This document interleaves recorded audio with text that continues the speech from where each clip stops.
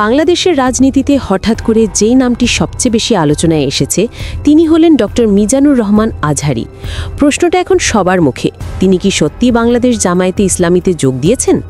রাজনৈতিক অঙ্গন থেকে শুরু করে সাধারণ মানুষের আড্ডা, এমনকি সোশ্যাল মিডিয়ার টাইমলাইনেও এই প্রশ্নটা ঘুরপাক খাচ্ছে। কারণ আজহারী শুধু একজন বক্তা নন, বরং তরুণ প্রজন্মের কাছে তিনি এক বিশাল প্রভাবশালী নাম। তার ইউটিউব লেকচার, মাহফিল কিংবা সামাজিক প্ল্যাটফর্মে দাওয়াতি বক্তব্যগুলো লাখো তরুণকে আকৃষ্ট করেছে। আর এ কারণেই রাজনৈতিক দলগুলো বারবার তার নামকে নিজেদের কৌশলে টেনে আনছে।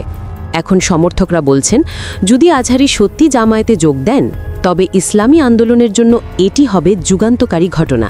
তারা বিশ্বাস করেন আজহারীর শিক্ষা, তার সহজ ভাষা এবং তরুণদের সাথে কানেক্ট করার ক্ষমতা ইসলামী রাজনীতিকে নতুনভাবে জাগিয়ে তুলবে।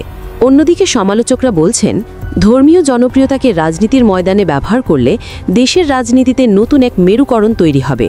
তারা প্রশ্ন তুলছেন, আজহারীর মঞ্চের জনপ্রিয়তা কি বাস্তব রাজনীতিতে কার্যকর হবে, নাকি সেটি কেবল আলোচনাতেই সীমাবদ্ধ থাকবে? ইতিহাসের দিকে তাকালে দেখা যায়, বাংলাদেশে এর আগেও আলেম ওলামারা রাজনীতিতে এসেছেন। মৌলানা ভাসানী কিংবা অন্যান্য ইসলামী চিন্তাবিদরা রাজনীতির মাঠে সরাসরি নেতৃত্ব দিয়েছেন। সেই ধারাবাহিকতায় অনেকে আজহারীকে নতুন সম্ভাবনা হিসেবে দেখছেন, কিন্তু এখনও পর্যন্ত তিনি নিজে কোনো আনুষ্ঠানিক ঘোষণা দেননি যে তিনি জামায়াত বা অন্য কোনো রাজনৈতিক দলে যোগ দিচ্ছেন। ফলে এই আলোচনা এখনও মূলত জনমত ও গুঞ্জনের পর্যায়ে আছে। তবে বিশ্লেষকরা বলছেন, যদি কখনো আজহারী আনুষ্ঠানিকভাবে জামায়াতে যোগ দেন তাহলে তার প্রভাব হবে বহুমুখী। প্রথমত, তরুণ প্রজন্মের একটি বিশাল অংশ যারা আজহারীর অনুসারী, তারা রাজনৈতিকভাবে সক্রিয় হয়ে উঠতে পারে।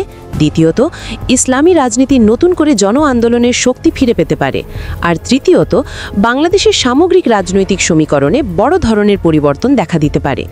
তাহলে এখন প্রশ্ন হচ্ছে, ডক্টর মিজানুর রহমান আজহারী কি সত্যি রাজনীতির মাঠে নামছেন, নাকি তার নাম কেবল জনমতের আলোচনায় ব্যবহার করা হচ্ছে?